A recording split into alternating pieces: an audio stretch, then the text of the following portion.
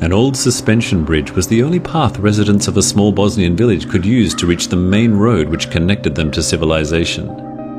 Under the bridge, the flow of the Saint River moved rapidly as it ran down from the mountaintops, even during hot summer days. The deep crystal blue water remained icy cold as it carved its way down into the valleys below. No one knew how deep the river truly was, except a few adventurous divers who kept it a secret, which further fed the veil of mystery that surrounded the place. Taking a break while studying for his bar exam, Brandon felt he could use a walk. His back felt cramped up, while the tension in his headache pressured him relentlessly.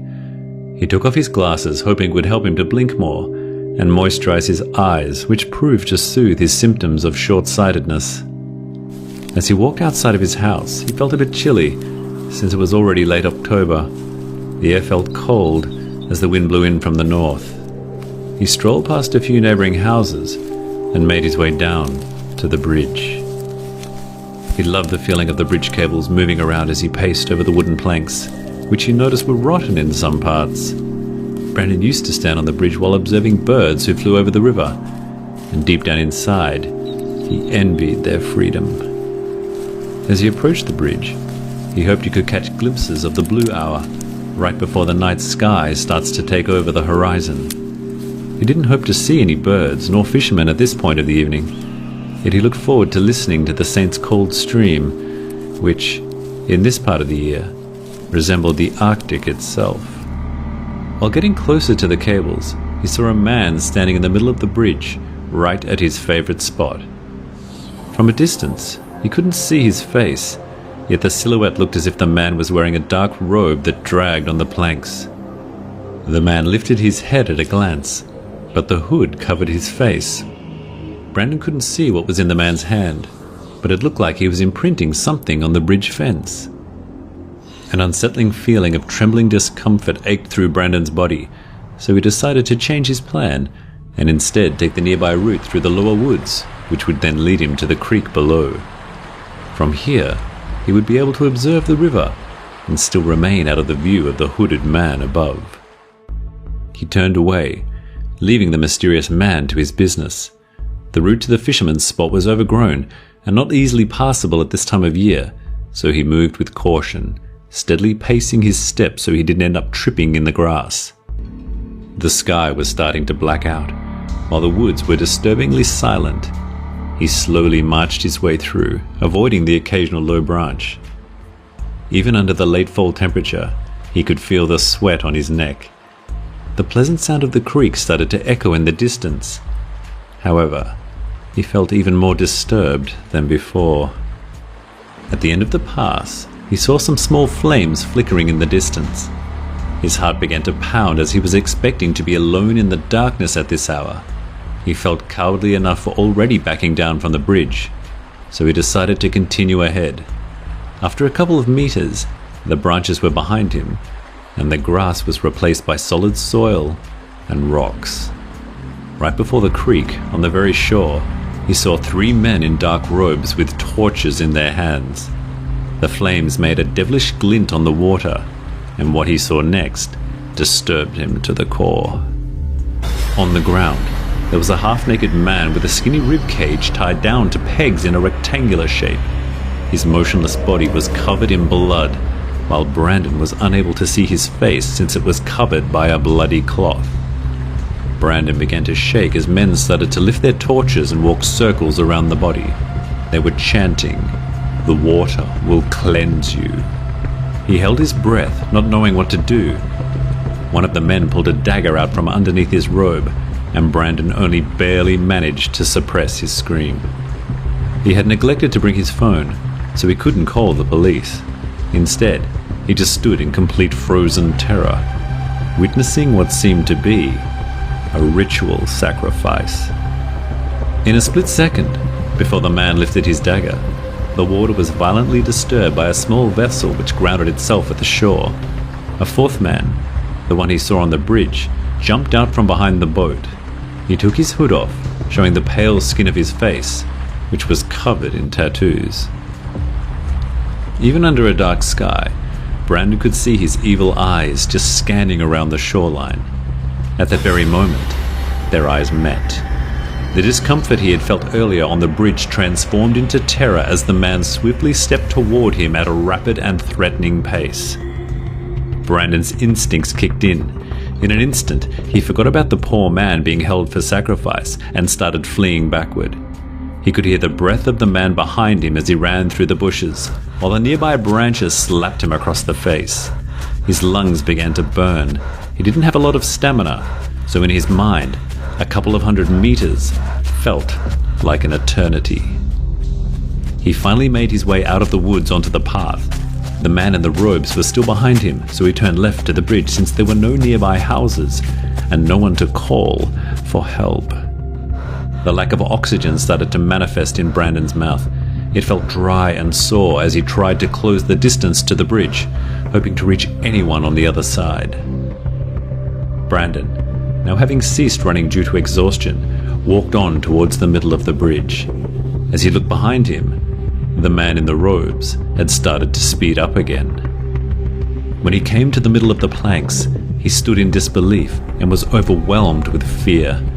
He looked at the metal fence and read the imprint the man in the robes wrote not half an hour ago.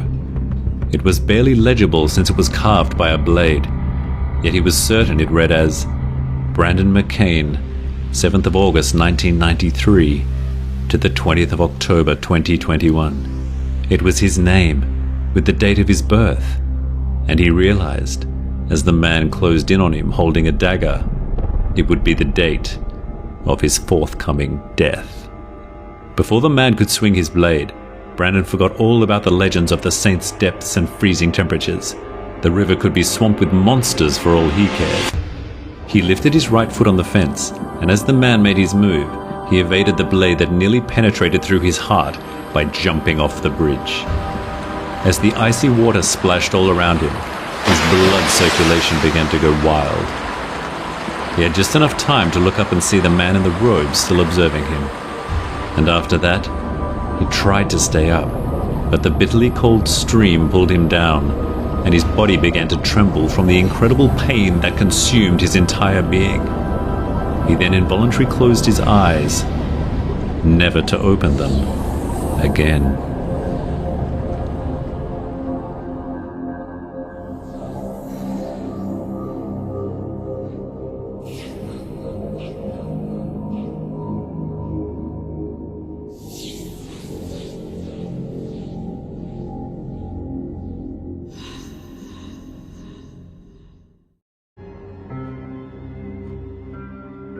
When faced with a traumatic or disastrous event, people try to make sense of the incident.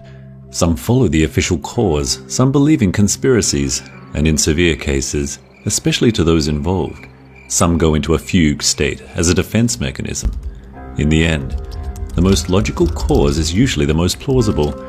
However, there are cases with details which cause one to wonder whether something else was at play. I worked as an orderly at a hospital some 7 years ago. It was a decent job for me. I got to help others and met a lot of different characters daily. I was later assigned to the night shift. It was alright. I actually enjoyed it as it was much less hectic and I could spend some time with the patients. One particular night in October, I was delivering medicine to a patient. To get to his ward, one would have to pass through a long corridor. It had windows revealing the outside. I had walked down this corridor many times before, but one detail that night made me stop in my tracks. From that window, one could see a banyan tree opposite to the hospital across the main road. The weird thing was, a part of the trunk was bulging out. It looked as if the bark had accumulated on that specific part of the tree, creating an unnaturally large growth. I was about to cast it off as something that happens in nature when I saw 2 red circles suddenly appear on the growth. I watched, perturbed as the bark began to unfold, sprouting arm-like appendages, and swiftly clambered up the tree into the foliage, disappearing. Unnerved, I quickly moved to my destination and apologized to the patient for taking some time. Now, I was a person who believed in traditions, but was not superstitious by any means. I deduced that it should have been some kind of animal. Then I saw it again. 2 weeks later, I was making my rounds and had to deliver medicine to the ward down that corridor. While walking, my curiosity got the better of me, and I looked outside. There was a figure standing still outside the entrance. It was that animal, but I began to doubt it was any I knew of. It was covered in what looked like bark. Think of an owl's head strapped to a human body, then give it sickles for fingers. It just stood there, staring at me. I couldn't help but look into its piercing red gaze. I walked slowly away as its head turned in the same direction. In the following months, I would spot the Owl Man, as I would call him, again and again. Sightings began increasing from once in a fortnight to every week, then every few days to a point where he makes his presence known every night. The eerie part was that it was getting closer. Once, I saw it tap on the corridor window. And then soon after, it was inside the actual corridor, its gaze constantly tracking me like a messed up looking security camera. One day, I was having a rough time and was not really in a good mood. I was doing some paperwork at the front desk, and I saw it in front of me. I mustered up the courage to tell it to get lost. Still motionless, peeved, I just stormed out of the area. Interestingly, I did not see it for the next 2 days. It felt slightly odd, but I was relieved and tried to forget about the incident. However, this was when things really started to go south. My sister all of a sudden fell very ill, to the point where she had to be admitted to the hospital. While she was there, I made it my priority to check on her every night. On one of these nights, I went in to check her ward. I opened the door of her room and peered in to see how she was. He was there. He was there, standing over her as she slept. The red gaze shifted from her to me, staring into my soul. My fear turned into concerned anger, and I shouted at it to leave. My sister woke up due to the commotion, causing the creature to crawl out the open window. I ran to shut the window and lock it. I turned to see my sister looking startled and confused. Not wanting to put her under any additional stress, especially due to her condition, I lied that a bat had entered and I chased it out. I coaxed her back to sleep. In hindsight, that reaction for a bat would have made her wonder about my sanity. After about a month, she started recovering and was thankfully discharged soon after. It would not end there though, as 2 nights later, I was running errands outside the hospital building. A loud screech brought my attention to the top of the building. There was the Owl Man, perched on the top. We exchanged stares for what felt like hours. As we did, I felt a terrible sense of dread and angst. Then, he let out a blood-curdling mix of a screech and a wail before sprouting large, shadowy wings before flying away into the night, along with its dreadful cry. The very next day, a massive fire broke out in the hospital. Over 100 people would lose their lives in the incident. By some stroke of good luck, I had gone out to buy a snack with a friend just before the fire. The firefighters' report stated that a leaky oxygen tank in the tank room was to blame. That, together with faulty wiring and negligence on the hospital's part, resulted in the disaster. Now, I want to accept the official version, but the encounters I had made me wonder, was the Owl Man trying to warn me of the disaster? To this day, I still believe the Owl Man was the harbinger of death, or even worse, the true cause.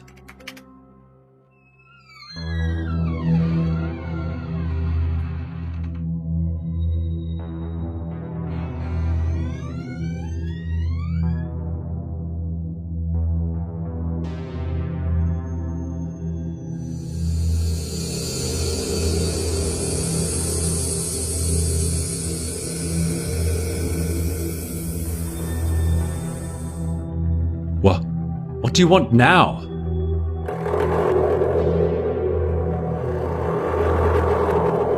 No. Is it not enough? I can't do this anymore. I won't do this anymore.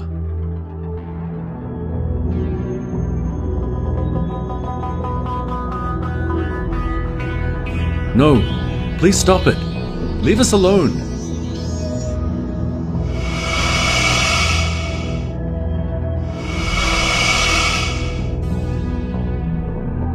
Fine.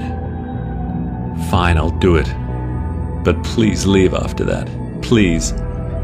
Please just leave.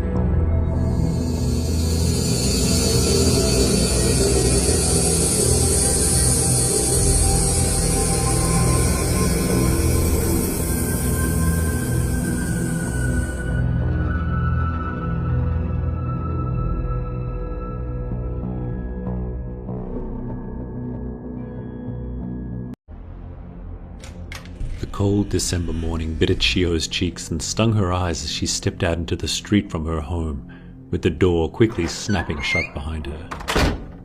Her mother called to her from behind the door. "Shiho, don't forget the cake. Your father is coming home early tonight especially. Make sure you get it early. Whatever you do, don't get caught up in the peak hour rush." The cake. Her father's birthday, of course. It had to be this week of all weeks.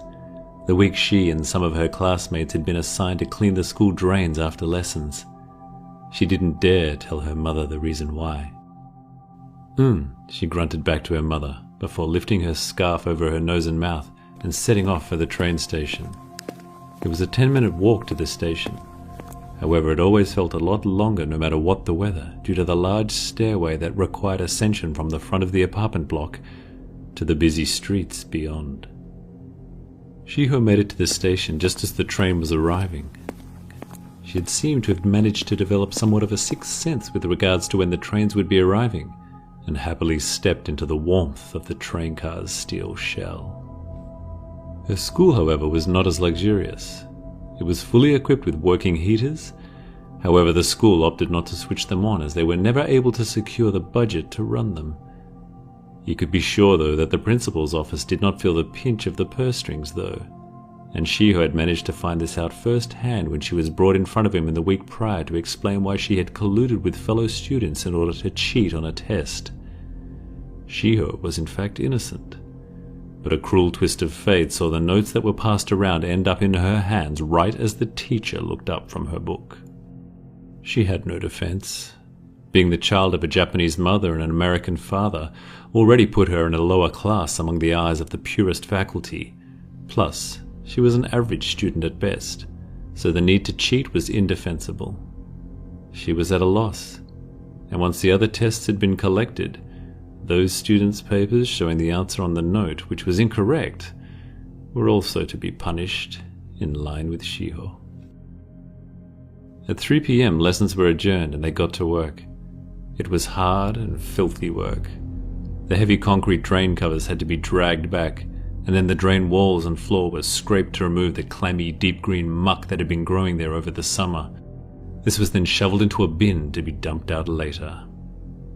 From the very first cover, Shiho and her classmates were well and truly over this laborious task, and an hour in, tempers began to flare.